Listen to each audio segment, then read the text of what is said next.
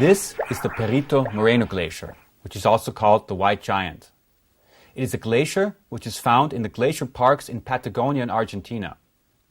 It advances by a rate of 1 meter per day, and in some years it crosses the Lake Argentina. Thereby it splits the lake and it creates a natural dam. Eventually the water behind the glacier rises and tunnels beneath the glacier. And slowly the warmer lake waters carves a giant hole through the glacier, leaving a tunnel. When the bridge becomes unstable, giant chunks of ice begin to calve from the glaciers, and the iceberg plunges into the lake 200 feet below. What are the similarities between the Moreno Glacier and other glaciers, of course, and the tissue in endocarditis? Well, both are destructed, the one by the sun and global warming, and the other because we have bacterial infection. Here are the potential complications of native valve endocarditis which can occur and which we will discuss in this chapter. Embolism, valvular destruction, which usually leads to regurgitation and heart failure, abscess formation, pseudoaneurysms, perforation and fistulous communication with other chambers, and finally, mycotic aneurysms. Here's a pie chart which shows you the distribution of the various complications. It's very interesting to see that many patients have some form of embolism, either stroke or other forms of embolism. And probably a third of all patients have heart failure, and intracardiac abscess formation is also rather frequent. Let's comment on perforations, fistulous communication, and pseudoaneurysms. What about the risk of embolism? As already mentioned, embolism is a fairly frequent finding. Very often it is the primary manifestation of endocarditis. In the literature we find an incidence somewhere between 28 and 47%, which is very high actually. The risk of embolism seems to be even higher before antibiotics are given. And there is evidence, which kind of appears to be very logical, that large vegetations have a higher risk of embolism.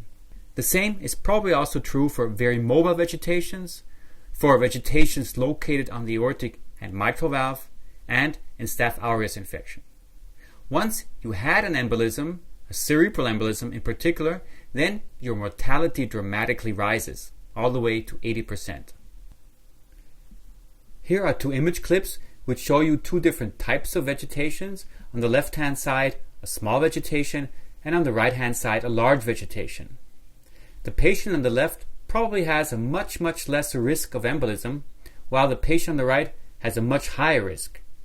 However, to be honest, I would probably prefer to have the endocarditis here on the right, because if this patient embolizes, he'll embolize to the lung and not to the brain, because he has right-sided endocarditis.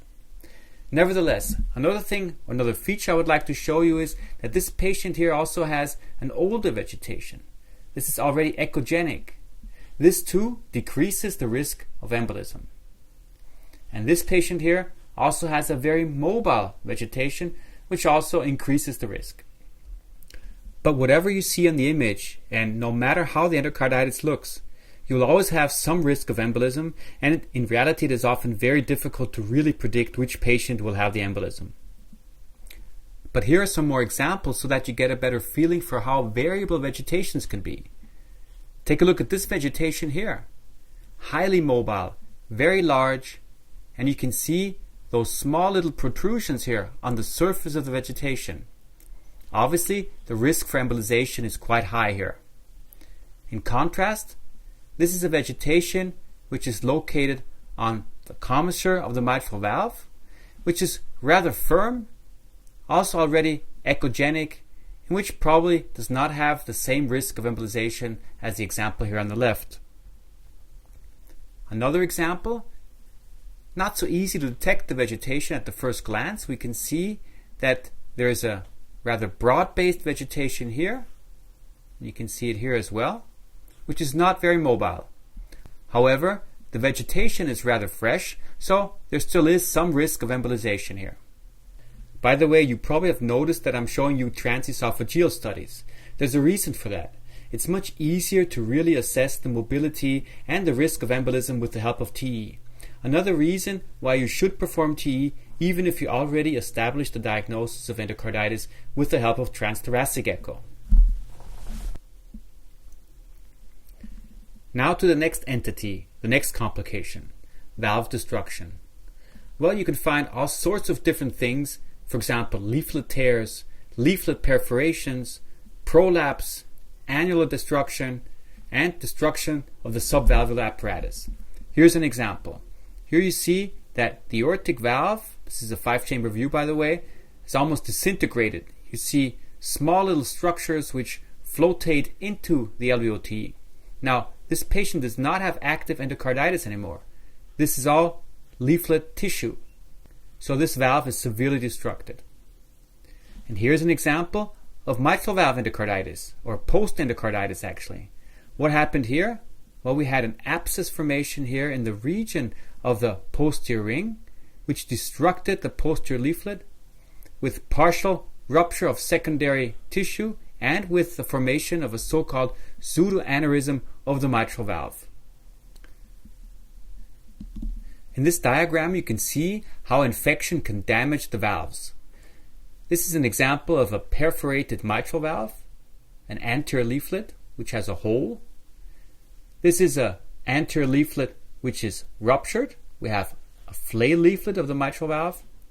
And very similar, also the cusps of the aortic valve can rupture, prolapse, and beflail, causing severe regurgitation. Here's an example of a perforated mitral valve. Focus your attention on the basal portions of the anterior leaflet. There is thickening here and destruction of the leaflet. This can be appreciated even better here in this zoom view. Destructed tissue. And if we place the color Doppler, we see that there is a hole here. So there's a regurgitant jet which goes right through the valve. Now, the interesting thing in this case is that the patient also has aortic regurgitation with a very eccentric jet. Note that the jet is directed right towards the anterior leaflet, exactly to the region where we have the perforation. Well, what happened with this patient? This patient originally had aortic valve endocarditis, which led to destruction of the aortic valve with a very eccentric jet. And through this jet, we had bacteria which were brought to the anterior leaflet. And this jet also caused a jet lesion. So there was a predisposition for endocarditis also of the anterior leaflet of the mitral valve. So we have bileaflet endocarditis here and perforation of the anterior leaflet. By the way, if you want to see more cases of endocarditis and other forms of complications, don't forget to go to our atlas. The next topic I would like to discuss is regurgitation. Now, regurgitation is a very frequent finding simply because the endocarditis always eats up the valve. And we can have aortic, mitral, tricuspid, and even pulmonic regurgitation. The big question here always is, how quickly does regurgitation develop? If it develops quickly, for example because a cusp ruptures or the patient has some form of perforation, then we have the setting of acute volume overload. And the problem is that the patients don't tolerate that well, and they can rapidly deteriorate and develop symptoms of heart failure and pulmonary edema. This is such an example. I showed you this case already. This was the case of the patient who was a drug addict. And this patient came in with pulmonary edema. It was almost impossible to investigate the patient because he could not lie on his back. You can see why. The patient has a completely disintegrated valve and massive aortic regurgitation. The patient has volume overload and even a reduction in right ventricular function. Unfortunately, the patient did not make it. He was operated, but he died because of sepsis. Here is a 62-year-old female with a large vegetation on the mitral valve, endocarditis of the mitral valve with valvular destruction and significant mitral regurgitation. The left ventricle is dilated, but look at the function. The function certainly isn't normal anymore. So she's starting to have problems from a hemodynamic point of view. Next on our list is abscess formation. Now, an abscess is always associated with a poor prognosis. And interestingly, patients who have abscess formations also have a higher incidence for systemic embolism.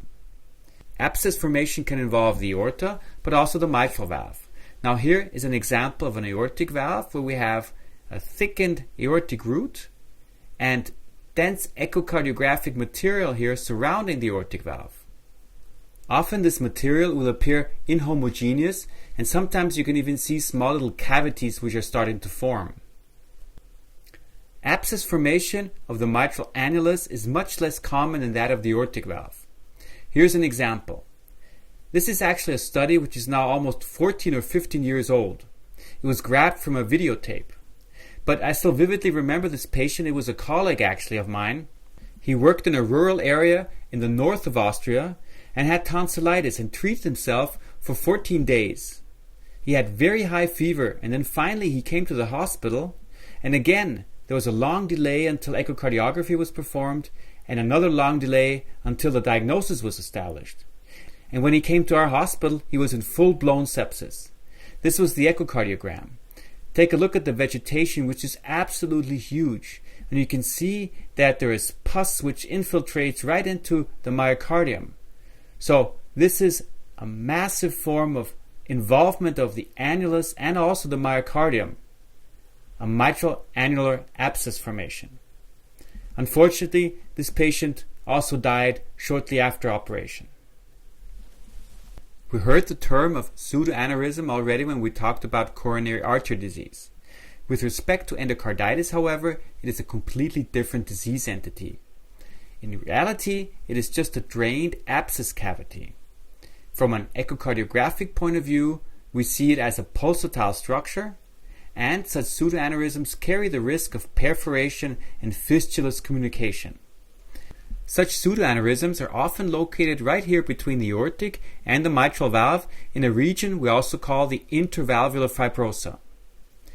Such pseudoaneurysms can also reach considerable size, as you can see here. Here's an echocardiogram which shows such a pseudoaneurysm, not located in the region of the intervalvular fibrosa this time, but towards the right ventricle. She had aortic stenosis, endocarditis, and what you cannot see here is also endocarditis of the tricuspid valve. We see significant aortic regurgitation here and also some flow right into the pseudoaneurysm. Remember, it's a pulsatile structure and it has connection to the left ventricle via the LVOT. Another patient. Here we have active endocarditis, and a few weeks later the vegetation is gone, but what we see now is here a structure which bulges into the left atrium, which moves, which is pulsatile. This is the pseudoaneurysm. Pseudoaneurysms not only form around the aortic valve, but also on the mitral valve. Here's such an example in a drawing. The only difference is that now we have the location further down, more on the mitral valve, opposed to the intervalvular fibrosa. This is an example of such a problem. Here we have the pseudoaneurysm located right at the base of the mitral valve, probably also spreading towards the aortic valve, so the intervalvular fibrosa is also affected here. We have a bicuspid valve, which has a vegetation on the valve, and there is significant regurgitation, or at least some degree of regurgitation again, which blows right into the anterior leaflet here. So a very similar situation as we saw previously, a jet lesion with partial destruction of the mitral valve. What's up here? Here we have a cavity in the region of the inferior wall, and we have mitral regurgitation. So from the transthoracic echo, very difficult to say what the problem really is. We only know the patient had endocarditis. So this is the transesophageal study, which now shows you exactly what the problem is. We have a cavity here which has a communication to the left ventricle. You see blood flow going into this cavity, and you can even note that there's some form of pulsatility of the structure. In addition, we have a mitral valve which is destructed, we have the impression that the jet actually goes right through the mitral valve. In other words, probably we have perforation here as well. And what probably happened in this patient is that he had an abscess of the annulus. Then this abscess drained into the cavity of the left ventricle, and we have a remaining communication now with the cavity. This example now nicely shows you that we can even have pseudoaneurysms of the annulus of the mitral valve. Finally, I want to mention also fistulous communications. Such communications sometimes occur in the setting of aortic root involvement with endocarditis. And they can perforate, or the aortic root can perforate into the left atrium, into the right atrium, and also into the right ventricle. Here's such an example. Here we have a TE study of the aorta and the left atrium here, and we see a very prominent jet between the aortic root and the left atrium. Now, why do we know that it is between the aortic root and not the LVOT and the left atrium? Simply because we have continuous flow throughout the entire cardiac cycle. You can note that and see that both with the help of color Doppler, but also even more easily with the help of continuous wave Doppler. This is a signal which looks very similar to a patent duct. So because the pressure in the aorta is always much higher than that of the left atrium, both in systole and diastole, we have continuous flow. So you see, we have a number of different complications that we can expect in the setting of endocarditis. And it's also very difficult at times to make the diagnosis. But in reality, even more difficult to fix the defects. And sometimes I don't only feel sorry for the patient, but also for the surgeon. It's a real technical challenge, for example, to put a valve in a patient who has a completely destructed aortic root. So we have to be thankful to the surgeons, and they really make a big difference.